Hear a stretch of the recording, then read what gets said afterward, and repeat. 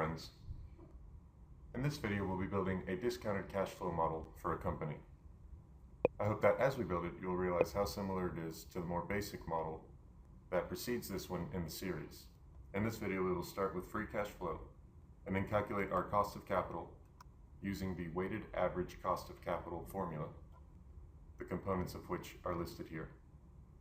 Then calculate the present value of cash flows, and finally calculate firm value using the perpetuity growth rate method and using the EBITDA multiple method. The most complex aspect of building a discounted cash flow model for a company is calculating the free cash flow. Not because the calculation itself is complex, but because the components, EBIT, depreciation, amortization, capital expenditures, and change in working capital, all come from the company's financial statements. Projecting these requires a fully integrated financial statement model, much like the model we build in the series titled Integrating Financial Statements. As before, here we have the income statement, balance sheet, cash flow statement, and your supporting schedules. I should emphasize again that if you really want to be good at building financial models, understanding how to integrate financial statements is the most important thing you can tackle. So let's move on to building our DCF. The first step is to calculate free cash flow, and to do that, we will be taking tax-affected EBIT, adding back depreciation and amortization, and subtracting capital expenditures and a change in working capital. So the first step is to reference EBIT from your integrated financial statement model.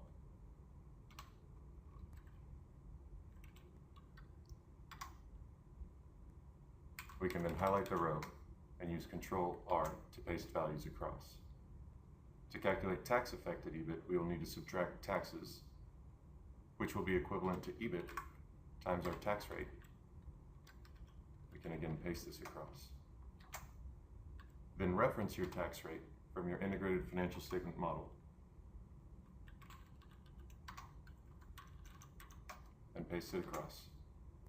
Finally, tax-affected EBIT is just EBIT less taxes. Next, we need to reference depreciation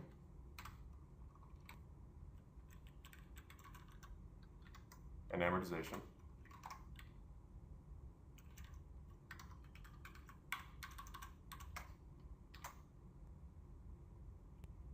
We will be subtracting capital expenditures, so be sure to enter a negative sign before referencing your supporting schedule.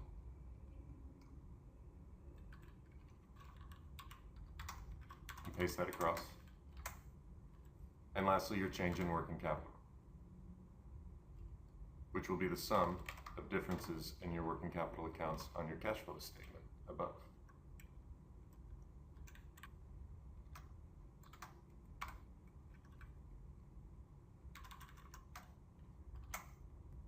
Free cash flow is then equal to tax-affected EBIT plus depreciation and amortization.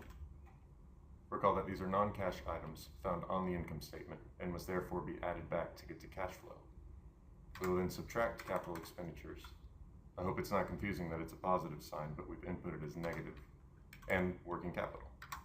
We can then paste that across. And with that, we have our projected free cash flow for the company.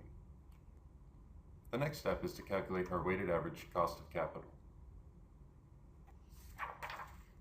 The formula for your weighted average cost of capital, or WACC, looks like this. It may appear complex, but all it's saying is that your cost of capital should be equivalent to the weighted average of your cost of equity and your cost of debt. This is simply the proportion of debt in your capital structure, and this is the proportion of equity in your capital structure. Your cost of equity is then calculated as the sum of your risk premium multiplied by a measure of volatility and your risk-free rate, concepts we discussed briefly in the video on the basic DCF. This is a topic that deserves more attention, and I plan to add material in reference. But in the meantime, let's focus on the model. Let's first calculate the cost of equity. In this model, let's assume that your risk-free rate is 3% and that your expected market return is 11%. beta will be 1.5, and with those components we can calculate our cost of equity, which is equal to the sum of your risk-free rate and your risk premium, which is the expected market return minus your risk-free rate times beta. Now let's calculate cost of debt. Let's say that your cost of debt is 8% and your tax rate is 35%. Your after-tax cost of debt is then the 8%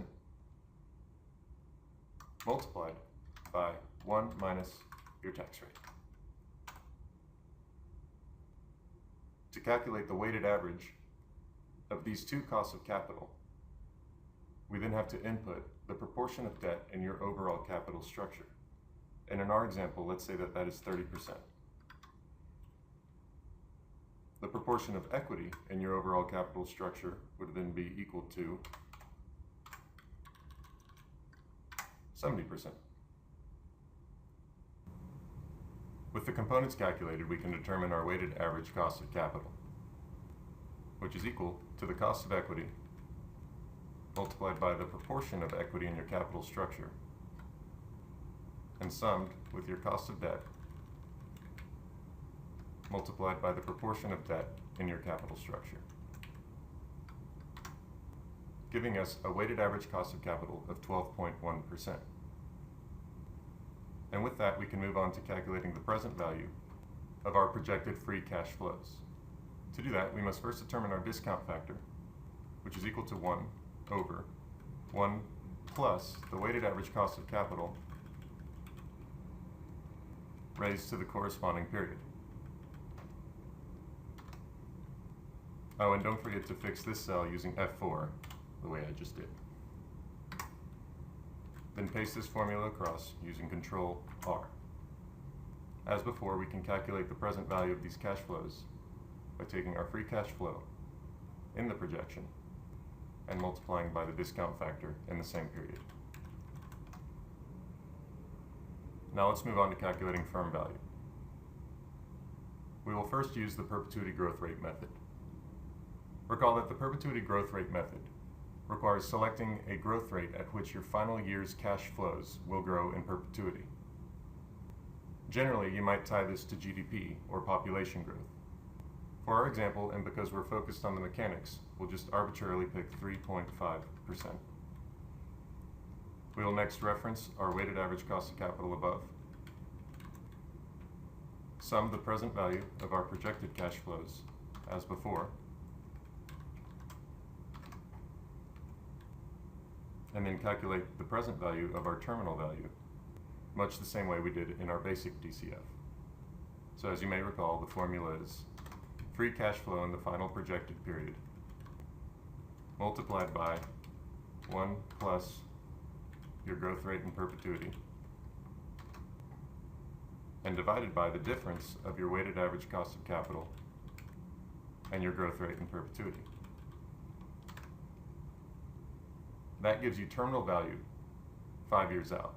To discount it back accordingly, we will multiply by the discount factor in the corresponding period. And with that, we can calculate our firm value by taking the sum of the present value of our projected cash flows and the present value of our terminal value. And using this method, we have a firm value of approximately $32 million. Now let's run through the same exercise using a slightly different method. Companies are frequently valued as multiples of EBITDA. This methodology uses EBITDA in the final period, multiplied by a market multiple, to determine the terminal value.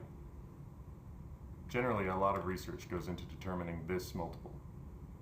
Analysts will look at how companies are trading or being acquired and create comparable tables.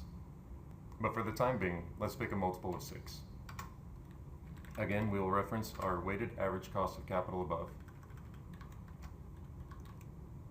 sum the present value of our projected cash flows,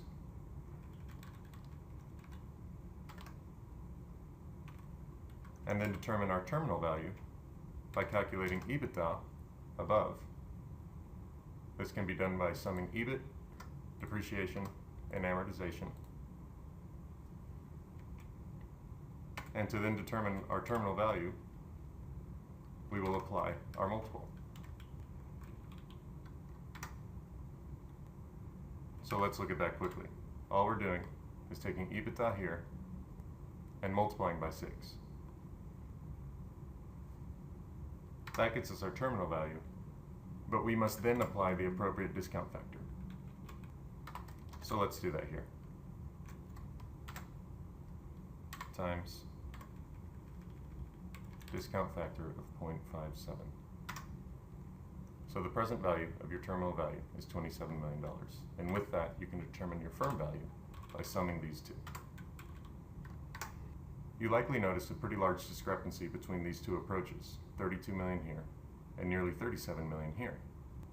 I thought this would be a pretty good opportunity to show the influence that these two variables have. For this exercise, we selected them arbitrarily. But in a real-life example, a lot of research goes into calculating these.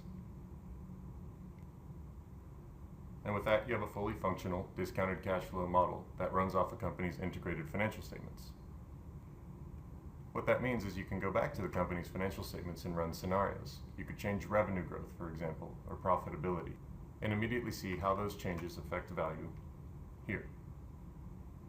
If you like, you can use the downloadable worksheet to run through some scenarios. But in the meantime, and until the next video, you're done.